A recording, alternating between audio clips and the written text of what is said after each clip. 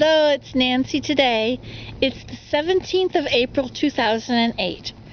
Now, this morning my children and teenagers decided to sneak back to the house instead of taking the bus. Whatever could have possessed them to do such a thing? Anyway, I was so glad to see my slaves. So we came outside and did some work.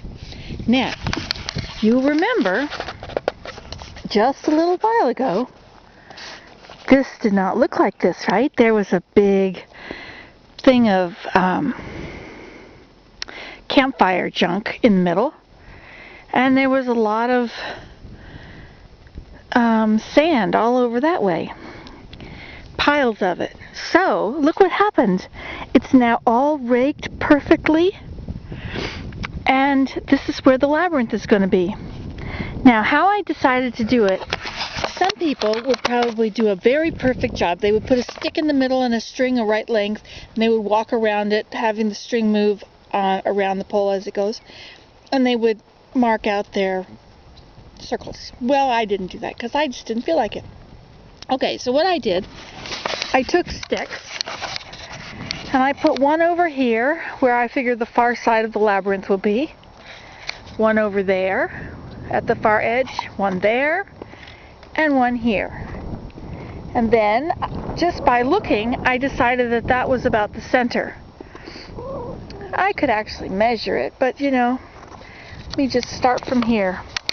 1, 2, 3, 4, 5, 6, 7, 8, 9, 10, 14, 15, 16, 17, 19, 20, 21, 22. Okay, so it's 22 feet.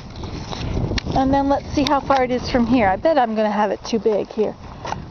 1, 2, 3, 4, 5, 6, 7, 8, 9, 10, 11, 12, 13, 14, 15, 16, 17, 18, 19, 20, 21, 22, 23, 24, 25, 26. Okay, well, that's my first mistake. So it's not going to be circle, it's going to be an oblong. Oh well, big deal. So then, after I did that, I stuck my stick in the middle, I eyed it, and this is about where I decided the middle was. And I put my red osier dogwood stick, I just pushed it in. And then I went up next to it and I walked a circle around it so I could make nice footprints, and then I walked another circle, and another circle, and another circle. So now that gives me my rows. That gives me an idea of where I'm going to be working. Now I've had a lot of ideas, and I really haven't decided on which ones. I know I want time. I want time where my feet will touch it as I walk. I don't know that I really want it right underfoot, because it won't grow very well if I have it right underfoot. But it'll be alright. So, the first thing I was going to do is go dig up some thyme and start putting it around these circles. I can't believe I actually have ground. See, over there we have snow. And over there. And you see the teepee.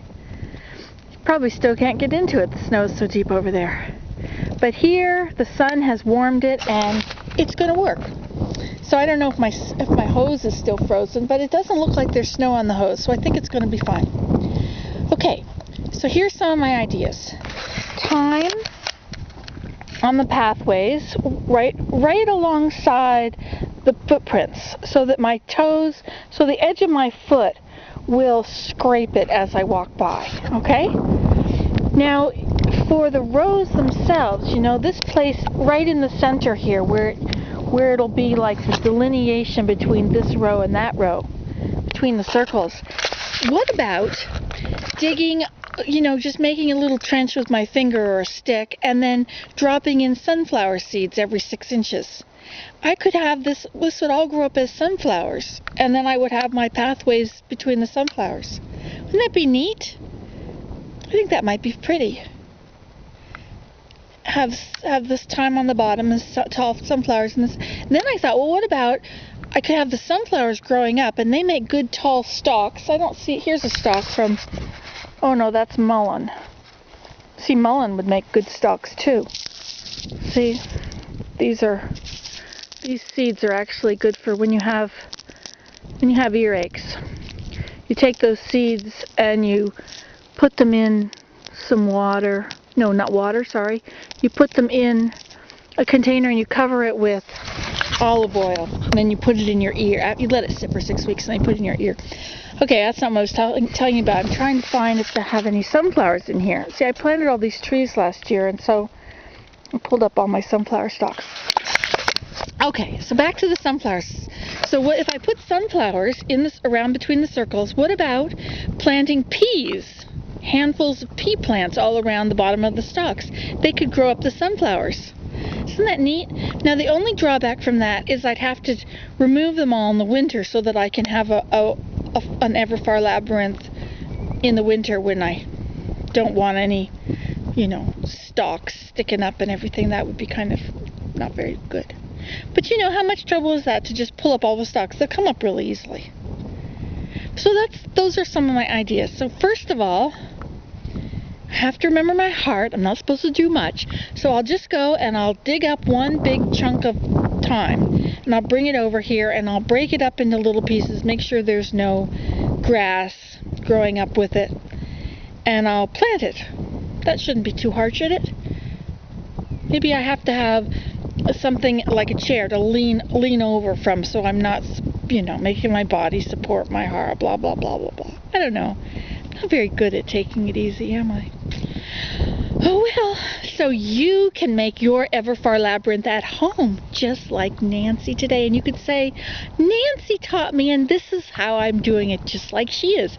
Or you could look it up in a book and you could say, I'm not going to do it like she is. I'm going to do it the right way, because there's the right way, the wrong way, and Nancy's way. That's what my dad always said. I don't really believe him, though. Okay, Nancy today. See you later.